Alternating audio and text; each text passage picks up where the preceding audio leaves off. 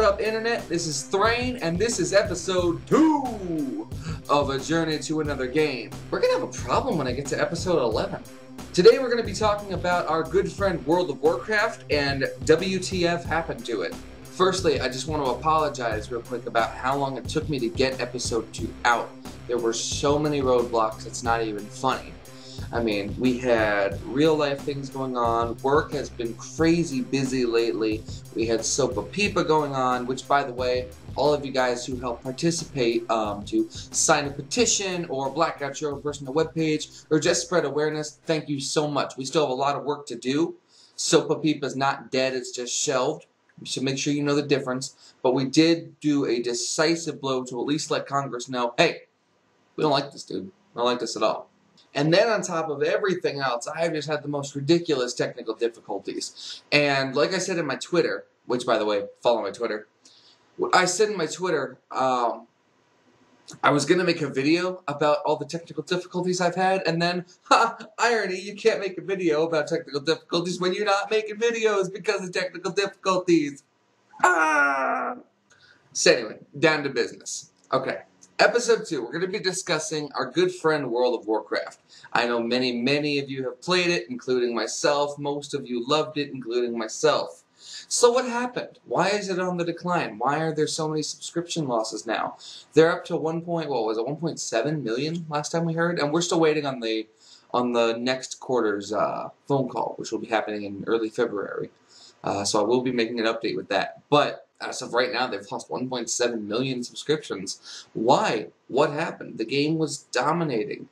And some people are saying, well, it's just 7 years' time, the game is going to die. I don't think it's that simple, though. I think the 7 years has a lot to do with it, but we're going to go into other things that may have contributed to what happened to WoW. So in the latest expansion we had, among other things, Deathwing. We also had the Cataclysm, which tore the entire world apart, changed almost everything we knew except for Outlands, because they seem to have sort of forgotten about that. What I think a big problem is that the game needed a huge change. It needed a huge change in Wrath, if you ask my opinion, which you must have because you're watching. It needed a huge change in Wrath, and I don't think that change never came. I mean, Wrath was a really good expansion. I think if they'd brought a huge game-changing change into Wrath, it would have been a lot better. It would have been quite better timing. The reasoning is the storyline. Until Wrath, and finishing with Wrath, we had already seen this story before. We were essentially just playing out what had already happened in Warcraft 3. So it had been 5.5 years at that point of Blizzard writing the same exact story with the same exact characters over and over again. And that's fine, don't get me wrong, that's absolutely fine. Blizzard was doing a great job with it. And I mean, the Wrath got a little bit face-rolly, but I think overall it was fun. It was just towards the end of Wrath where people were like, what's Blizzard doing? What's going on here? They're listening to us and they're not listening to us at the same time. And this is really bizarre. And the player community, I noticed, started to get a little bit concerned about Blizzard's true intentions. This was just magnified umpteen times when Cataclysm came out. Cataclysm came out and the devs, I think it was both sides feeling jaded at the same time. You had the devs on one end who had put in all this work to completely change the world.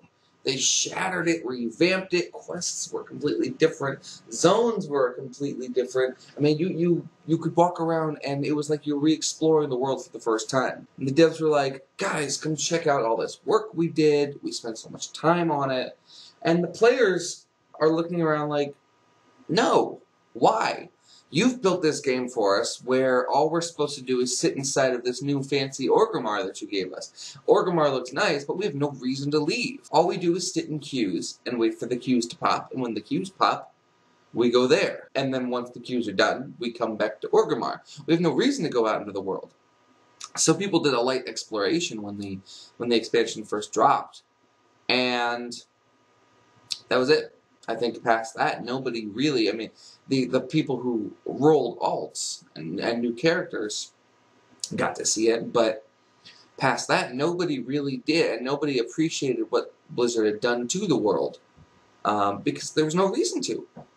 And both sides, the players were like, why did you give us this system where we're supposed to sit in the city and queue and not go out in the world and then turn around and go change the world? And the devs were like, well, why aren't you going out and changing the world or looking at the world when we spend so much time to change it? You guys wanted, a fresh new game. Here it is. I think also on top of that was the lore aspect of it. As I said, they had been writing the same lore, more or less, for the past 5.5 years. And now they bring on Deathwing, he's not a new character. I mean, Deathwing's been around for a while. But they bring him on, and they have to completely write this new storyline for him. And I think, now to this point, 6.5 years down the line, writing a new storyline is not the good... This isn't a good time to start writing. It's a good time to write a new storyline, maybe closer back to when Wrath came out, when they could have pushed Arthas a little bit further out, made him the next expansion. Arthas should have been the really, really big, awesome boss, aside from, Sargeras himself. Some people are going to argue that Deathwing is a much more badass boss than Arthas. I mean, that's a debate you could have back and forth, and there's pros and cons to both. Absolutely, they're both kind of emo, they're both kind of angry, it's hot, it's sexy, it's provocative, people love it. But the problem is that it's just been too long for Blizzard to suddenly start writing new lore. You can't take 6 years off and then jump back into the same world that you've been surrounded around, but you've been doing the same thing and say, okay, now we have to write something new. That's too long. I mean, from any artist's point of view, if you've been painting the same picture for 6 years, and now all of a sudden you need to completely paint a new picture, but using the same color scheme and all that, it's difficult. Because for 6 years you've been doing the same thing. It's not easy, and we shouldn't have expected Blizzard to do that, and I'm surprised Blizzard cornered themselves to do it. I can't imagine it would have been very, very simple. And along that same line, it stands to reason that before Cataclysm came out, and even possibly during Cataclysm, the devs probably got bored before the players, to be entirely honest. I know people are saying that WoW has the B team now because everybody's going off to Titan. I don't think that's as much true. If I remember right, there are still quite a few good devs on World of Warcraft. You don't take your cash cow and you just remove all the successful people from it. You take some of them to Titan because you want Titan to be as successful, but you don't take your company's main cash cow and just remove all the good people from it. That's a silly idea and that's terrible business. If there's one thing Blizzard isn't, is a bad business model. So, the same devs have been on the same game, and probably without the ability to change it up, write something fresh earlier than this, they probably get a little bit bored, which is understandable. I mean, you can't fault them for that. They've been writing the same story for over a decade, because when you start from the original Warcraft, it's all been steamrolling into Warcraft 3. So, I mean, you can take or leave that. You can take or leave that. You've had a lot of the same characters that you've been writing, but you had Warcraft 3, and then you just pretty much redid Warcraft 3. So, World of Warcraft was already a couple years old when it released, because it's been going through Warcraft 3. The other thing that I think should have happened and never did, and still could, they should have released something game-changing that wasn't exactly the world. Or maybe it was the world, but something else along with it. I'm thinking specifically classes. We've all had our ideas. We've all been standing in the shower, walking our dog, or at least that's when it happens to me. And we've come up with these awesome class ideas, or these awesome encounter ideas for World of Warcraft. You're like, man, it'd be so cool if we could do that. And, of course, we're not the devs. We can't implement these things. But how cool would it be to have these class changes where it really was like hardcore mode almost. If you do this quest chain to change your class, then you're that class. It's not a gold spending spec swap back and forth. Like, this is shock and awe.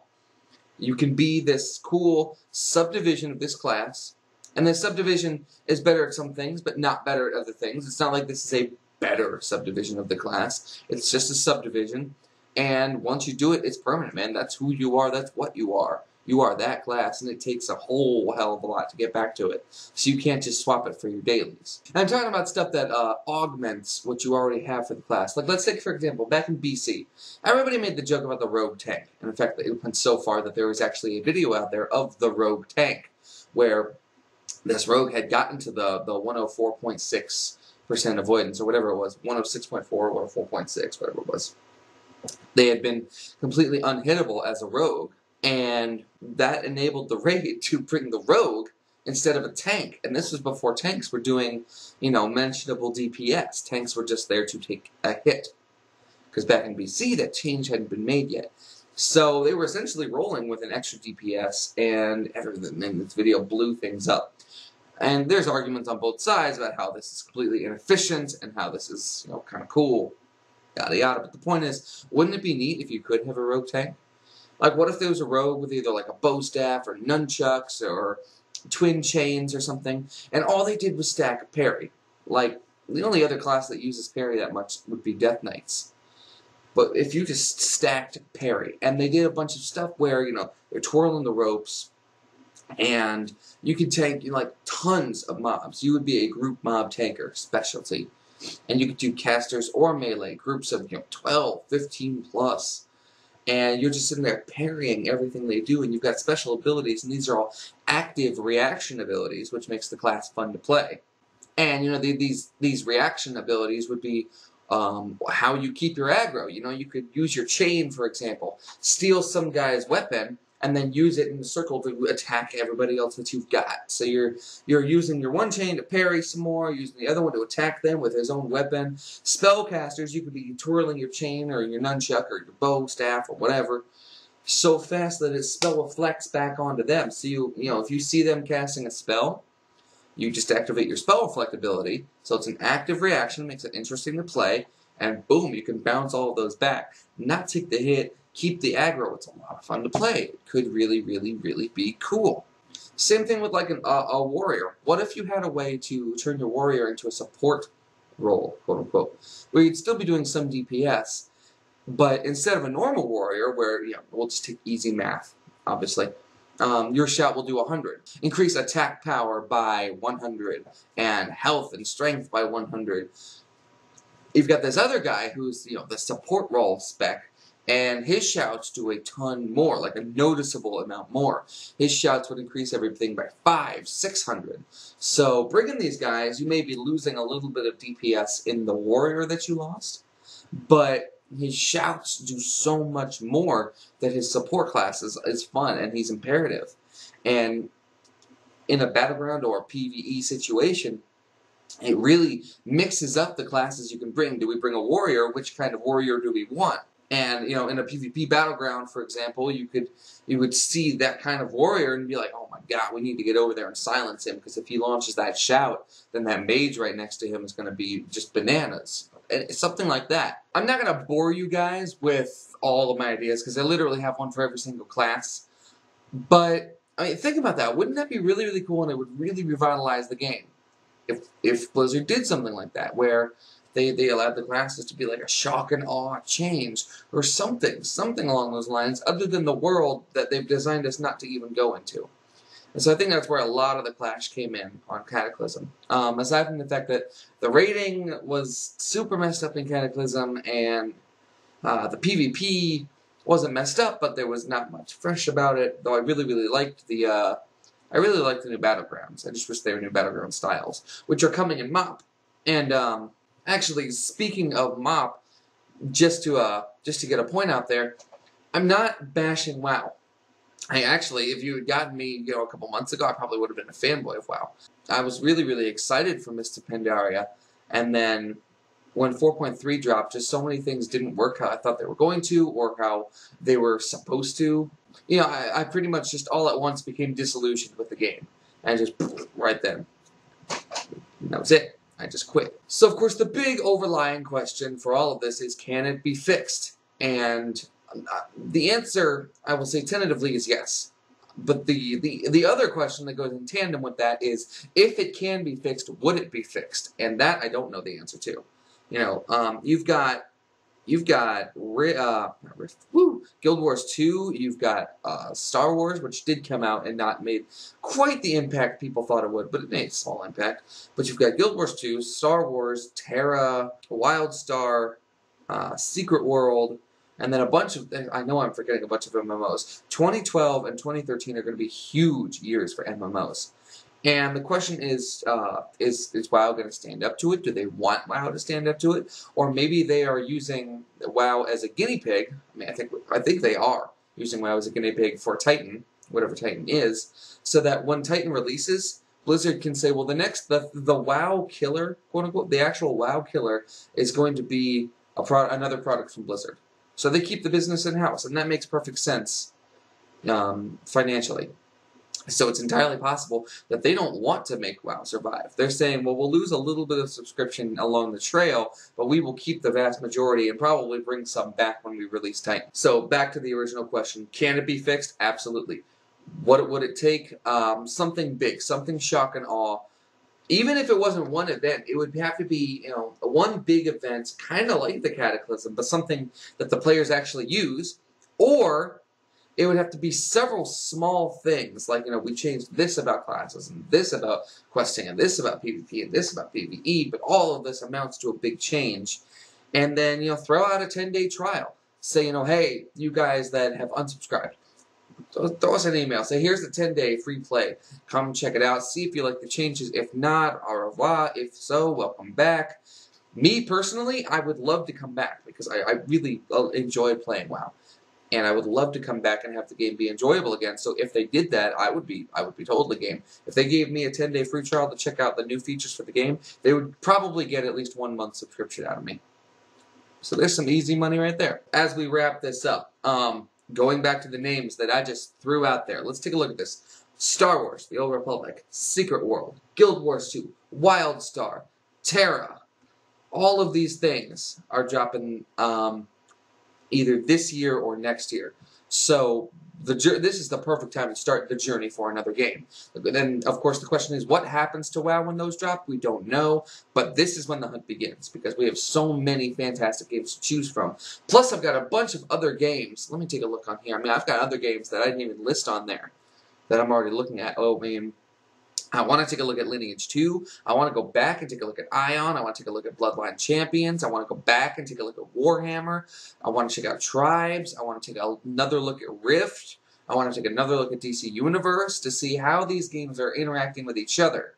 Because it's what I definitely want to look at is the games that came out in the previous 2 years, how are they influencing the games that are coming out in the next 2 years? I think there's going to be a significant correlation, and I'm really interested to find it out. So until next episode, guys, I really appreciate you tuning in. I really appreciate your patience and your support that you guys have been sending me over Twitter, which, by the way, you guys can follow me on Twitter at ThrainSD, or you can follow me on Facebook, ThrainSD as well, and you can shoot me an email if you want as well, tsdstreams@gmail.com. Make sure you please subscribe to the YouTube channel, like this, share it with your friends, because we're on this journey together. This isn't me just doing this. This is us doing this. So please, comment below, send me emails. If you know a game that I'm not talking about, throw it my way, man. I will check it out, I promise. You can keep watching my streams on Twitch TV in the meantime. I'm streaming all kinds of crazy stuff. So, we got Twitter, Facebook, email, tsdstreams@gmail.com. The previous two, just ThrainSD. Real easy to find me. Like this, subscribe to my channel, share it with your friends if you can, because this is a group effort. Thank you so much, guys. I've got some War Machine and karaoke to go get to tonight, so I'll catch you later. Deuces!